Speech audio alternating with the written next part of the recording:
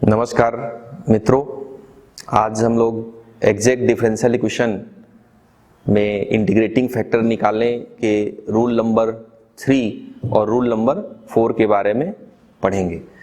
तो जो रूल 3 है उसको पहले हम देख लेते हैं। Rule 3, if mdx plus ndy is equal to 0 is not exact and 1 upon n del m upon del y minus del n upon del x is equal to fx। यहां पर हम ऐसा लिख सकते हैं, ओनली फंक्शन ऑफ x, केवल x का फलन। यहां पर एक चीज मैं बता रहा, x का फलन मतलब वो कांस्टेंट भी हो सकता है। यदि कांस्टेंट आता है तो भी ये रूल हम अप्लाई करेंगे। Then if is equal to e to the power integration of fx dx। अब जो रूल नंबर 3 है, सॉरी 4, ये है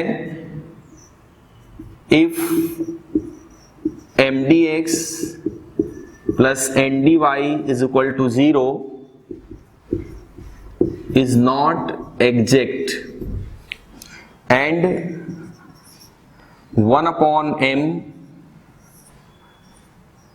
del n upon del x minus del m upon del y is equal to gy। अब इसको हम क्या लिखेंगे? ओनली फंक्शन ऑफ y, केवल y का फलन है। Only function of y। फिर यहां पर यदि ये कांस्टेंट आता है, gy की जगह पे 2 आ गए, 3 आ गए, तो भी हम इस रूल को अप्लाई कर सकते हैं। Then if is equal to e to the power integration of gy dy। एक चीज यहां पर जो कंफ्यूजन होगा उसको मैं क्लियर कर देना चाहता हूं। जैसे हमने 1 अपॉन n ये वाली वैल्यू निकाली और इसमें कांस्टेंट आ गया, 3 आ गया मान लो, तो आप उस 3 को e की पावर में x के रिस्पेक्ट में इंटीग्रेट करेंगे। और यदि 1 अपॉन m में ये मान लो 2 आ गया, कांस्टेंट आ गया, तो उस कंडीशन में, सॉरी ये gy dy होगा, तो उस कंडीशन में यहां पर आपका 2 आया तो उसको 2 को y के रिस्पेक्ट में इंटीग्रेट करेंगे। इस चीज को आपको ध्यान रखना है। तो ये जो 2 रूल हैं वो पहले जो 2 रूल हैं वैसे नहीं है। पहला जो रूल है वो तुरंत हम देख के बता सकते थे कि होमोजीनियस पे लगेगा। दूसरा रूल का भी फिक्स स्टैंडर्ड फॉर्म है।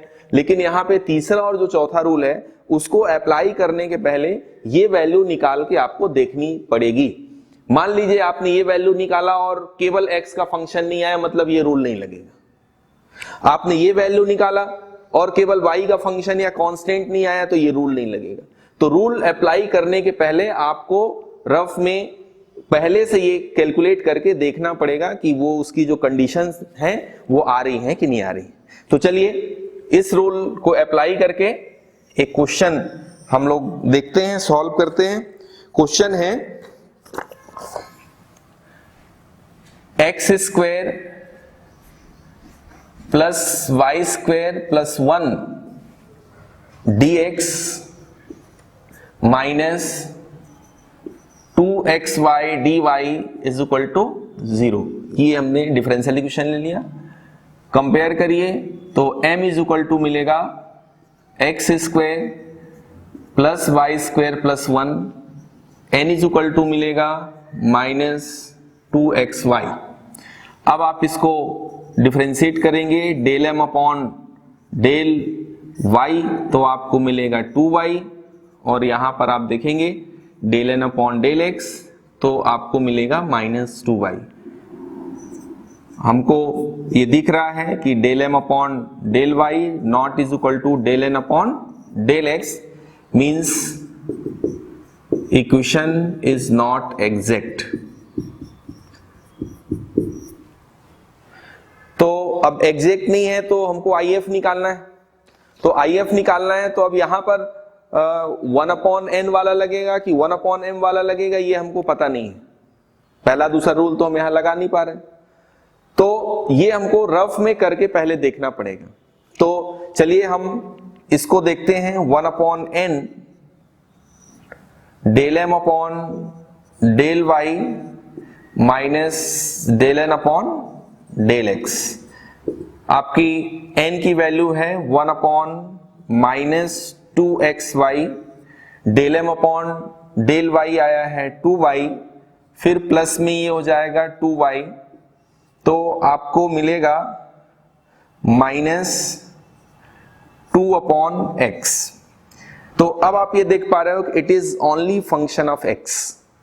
तो अब ओनली फंक्शन ऑफ x है, इसलिए ये रूल की कंडीशन आ गई। तो अब IF क्या होगा, ये आपका fx हो गया, it is fx।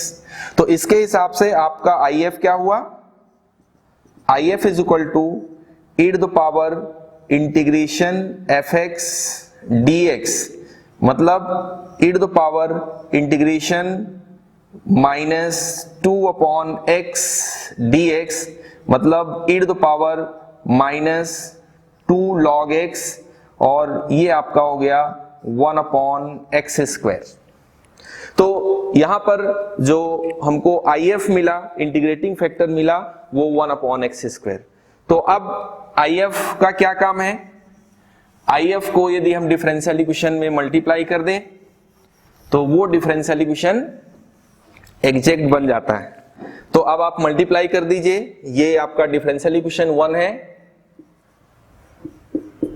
Multiplying 1 by 1 upon x square, equation becomes exact.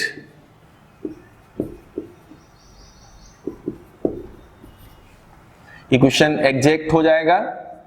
तो हम मल्टीप्लाई कर देते हैं 1 अपॉन एक्स स्क्वायर से, तो आपको मिलेगा 1 plus Y square upon x square plus 1 upon x square dx, minus आपको मिलेगा 2y upon X dx is equal to 0। आप यदि ध्यान से देखेंगे तो ये जब हम इसको y के रिस्पेक्ट में डिफरेंशिएट करेंगे तो 2y अपॉन एक्स स्क्वायर हो जाएगा।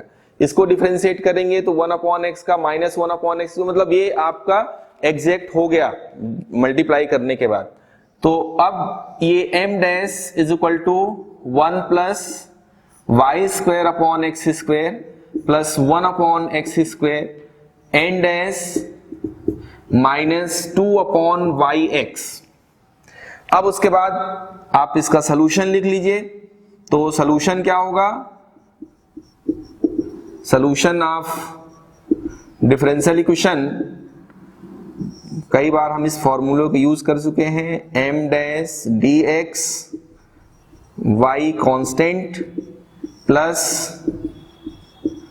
Term of n dash not containing x dx is equal to c।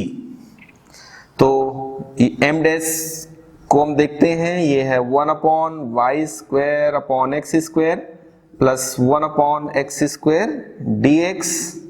यहाँ पर y कांस्टेंट है और सेकेंड में आप देखेंगे एक टर्म है और इसमें भी x है, तो इसका मतलब ये वाला पोर्शन इसमें नहीं आएगा क्योंकि जो टर्म है उस सब में x है, इज इक्वल टू c।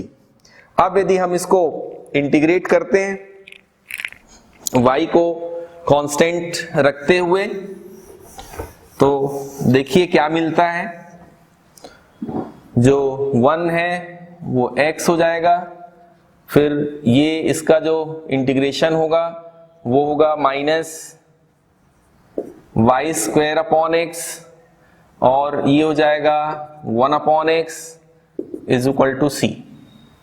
तो इस तरीके से हम देखते हैं, इसको यदि और सॉल्व करेंगे तो x square minus y square minus 1 is equal to c x. तो ये आपका इस डिफरेंशियल इक्वेशन का सलूशन हो गया।